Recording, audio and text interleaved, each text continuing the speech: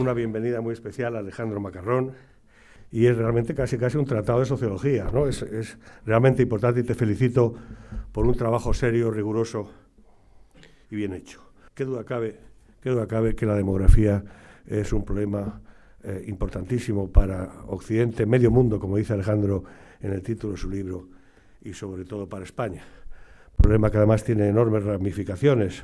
A principios del 19, en la primera mitad del 19, ya hay países donde empieza a caer la tasa de natalidad. Pues las primerísimas familias, esto es la gráfica de España, ¿no?, de la familia real española. Entonces, ¿qué pasaría aproximadamente? Bueno, pues aproximadamente, si no vienen ni se van inmigrantes, que eso es una cosa que puede cambiar la película, perderíamos la mitad de la población española a fin de siglo y casi dos tercios de la población en edad laboral.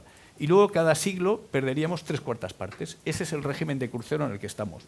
La productividad, por tanto, se vería dañada por una fuerza laboral envejecida, también por pérdida de economías de escala en los mercados. Las propiedades que tenemos, sobre todo los españoles, son nuestras casas, y las casas tienden a devaluarse, salvo en sitios turísticos, algunas ciudades, brutalmente por la pérdida de población. En la parte de personal afectiva, vamos a una sociedad de soledad. Ya han creado una Secretaría de Estado para la Soledad en el Reino Unido, lo cual es bastante impresionante. Esto genera una democracia convertida en gerontocracia, pero no en el sentido clásico griego de los ancianos sabios, sino de un predominio enorme de las personas jubiladas. Y bueno, como electoralmente los jubilados son la masa creciente, pues en estos mismos presupuestos que ha habido ahora ya se ha saltado eso por la presión, digamos, electoral, ¿no? No hay monedas sin dos caras. Desde luego nuestro juicio es que no compensa los efectos secundarios positivos, pero no hay monedas estrictamente sin dos caras. Si antes de la crisis, durante la crisis y después de la crisis las españolas tenían prácticamente la misma tasa de fecundidad, será que la crisis, que ha sido malísima y a nadie nos gusta, no es la causa principal, digo por poner un ejemplo, ¿no? Joaquín, que te vas a centrar un poco en el tema de consecuencias, que seguirás el hilo argumental. No libro, voy a seguir la argumentación de Alejandro, ¿no? Ha hablado de los políticos. Yo no voy a defender a los políticos, yo estoy cesado ya, pero sí que... ¿De qué se ocupan los políticos? De lo que preocupa a la gente. ¿Qué preocupa a la gente? Vamos al CIS, ¿no? ¿Cuáles son los mayores problemas actuales? Pregunta el CIS. No cita nadie la demografía. Luego los políticos no se van a ocupar de algo que no cita nadie, ¿no? El envejecimiento se mide dividiendo el número de viejos, llamémoslo así, normalmente se toman los 65 años y más, sobre la población total. Bueno, pues en ese índice no influye nada la mortalidad. Nada es nada. Influye solo la fecundidad. La caída de la fecundidad produce más envejecimiento. Y en el País Vasco en concreto había caído 6-7%. La natalidad en un solo año. Nacen menos niños que en el año 41, que es el primer año de la serie histórica, cuando había menos de 1 millón de vascos. Aquí veo algún vasco notable. Había menos de 1 millón, ahora hay 2 millones. Y nacen menos niños ahora y en plena posguerra. O sea, con todo el mundo muerto. Bueno, terminó. Creo que es importante que existan este tipo de libros, que se lean, que influyan en la sociedad y que crezca la conciencia sobre la importancia que tiene, lógicamente, para el futuro de este país, la demografía.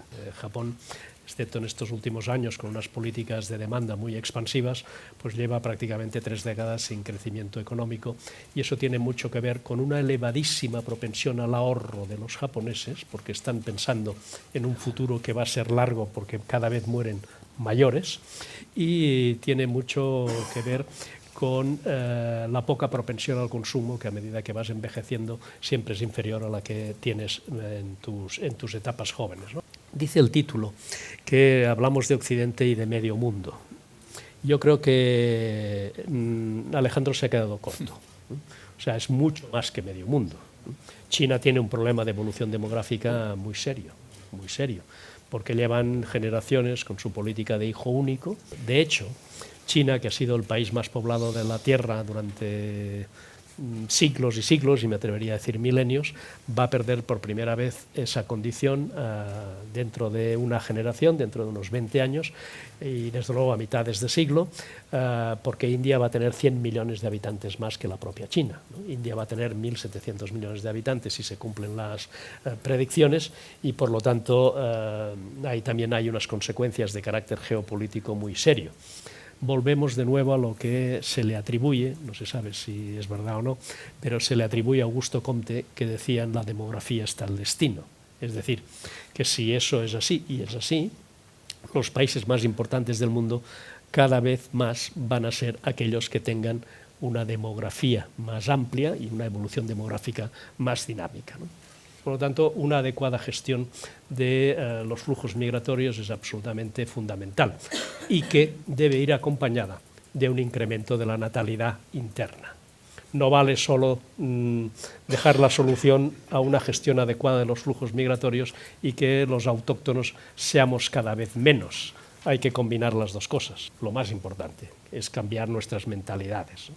Y que las mujeres no tengan que decidir, como suele decir ahora el tópico, entre tener un trabajo o tener un hijo. Solo si los hombres y las mujeres, conjuntamente, no asumen que desde la igualdad, que no se puede poner en cuestión, tener descendencia es mejor que no tenerla, y los que tenemos hijos así lo entendemos, ¿no? El problema efectivamente no va a tener solución. Y las políticas públicas solo irán hacia adelante y serán activas y serán efectivas si los políticos notan la presión desde la sociedad civil para que se ocupen de verdad de este tema y entre todos contribuyamos a la concienciación. Tenemos que superar el horizonte temporal habitual de la política, porque esto no es un problema de una legislatura. Y por lo tanto tenemos que transmitir que es un problema que tiene que pasar por encima de la alternancia política y que se tiene que plantear a 20 o a 25 años vista. Demographic suicide in the West and half of the world. This is this wonderful book which I had the pleasure to read. It is full of facts, graphs, and tells us an alarming story about the declining birth rates and their consequences for the stability of civil society. But for Spain, for Italy, for Germany, for the Eastern European countries, everywhere there is not enough offspring. The population in general, the society in general, has not understood the terrors. The model of society, the role of women in society, the combination of workforce and maternity, these are things which have to be reinvented.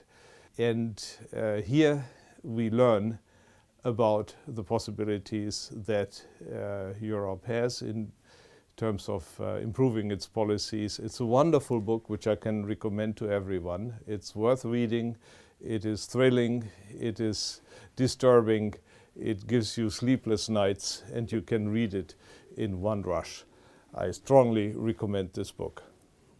El baby boom no empieza en la posguerra, sino que empieza antes. Eso lo cuento en el libro, yo me quedé sorprendido viéndolo.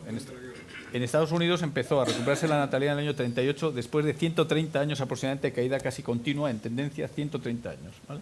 O sea, empieza. En Inglaterra empieza antes de la Segunda Guerra Mundial, en Canadá empieza antes de la Segunda Guerra Mundial, en Suiza empieza antes de la Segunda Guerra Mundial, en Francia empieza con Francia ocupada por los nazis. En un contexto de muerte, el ansia de vida es muy fuerte.